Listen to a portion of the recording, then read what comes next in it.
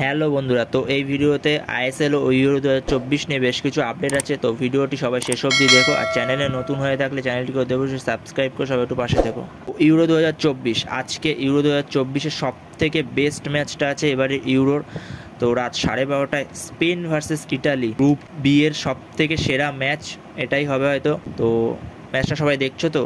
আমি তো দেখছি, সবাই দেখলে কমেন্ট করে অবশ্যই জানিও। বলাই যেতে পারে ইউরো 2024 পুরো জমে গেছে। তো এরপরে আইএসএল এর আপডেট নিয়ে যদি কথা বলা যায়, তো আইএসএল এ আপুয়াকে মোহনবাগান 5 বছরের চুক্তিতে সই করালো। তো 5 বছরের তাকে প্রায় 20 কোটি টাকা মতো দেবে মোহনবাগান। আবার বেশ কিছু কিছু জায়গায় দেখাচ্ছে প্রতি বছর তাকে 6 কোটি মতো স্যালারি দেওয়া হবে, কিন্তু এটা হয়তো না, কোনো ইন্ডিয়ান প্লেয়ারকে প্রায় 6 কোটি মতো স্যালারি দিয়ে কোনো ক্লাব সই করাবে না। তো 6 কোটি টাকাটা অনেকটাই টাকা। তো যে 6 কোটি টাকার কথাটা বলা হচ্ছে সেটা হয়তো ফার্স্ট সিজনের জন্য। তো ফার্স্ট সিজনে 6 কোটি বলতে 3 কোটি টাকা হয়তো তার স্যালারি হবে, আর 3 কোটি টাকা মুম্বাইকে ট্রান্সফার ফ্রি দেবে, এটাই হতে পারে। তো বলাই যেতে পারে মোহনবাগানের এবছরের ডোমেস্টিকের সেরা সাইনিং এটাই। তো এর পরের আপডেটে যদি যাওয়া যায়, তো পরের আপডেটটা চেন্নাইন এফসিকে নিয়ে। তো চেন্নাইন এফসি সাইন করা লুকাস ব্রাম্ব্রিলাকে, তো একজন ব্রাজিলিয়ান অ্যাটাকিং মিডফিল্ডার। হয়তো মেনলি তাকে সাইন করালো রাফায়েল ক্রিভালারোর জায়গায়, খুবই ভালো একজন প্লেয়ার। তো এর পরের আপডেটটি নিয়ে যদি কথা বলা যায়, তো পরের আপডেটটি হলো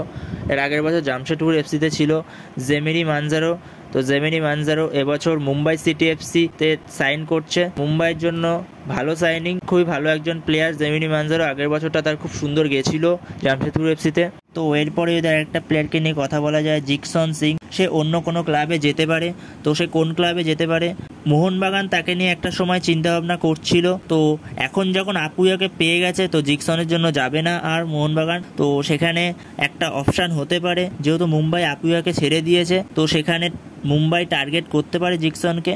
আরও একটা হতে পারে ইস্টবেঙ্গল, তারাও জিকসনকে নেওয়ার জন্য ঝাঁপাতে পারে, যেহেতু তারা আপুয়াকে পাওয়ার চেষ্টা করেছিল। তো যেহেতু তারা আপুয়াকে পায়নি ইস্টবেঙ্গলও, তা ইস্টবেঙ্গলও জিকসনকে নেওয়ার জন্য ট্রাই করতে পারে। তো দেখা যাক কেরালা ছেড়ে অন্য কোনো ক্লাবে সে মুভ করে কিনা, দেখা যাক। পরবর্তী সময় আপডেট আসলে তোমাদের জানিয়ে দেবো।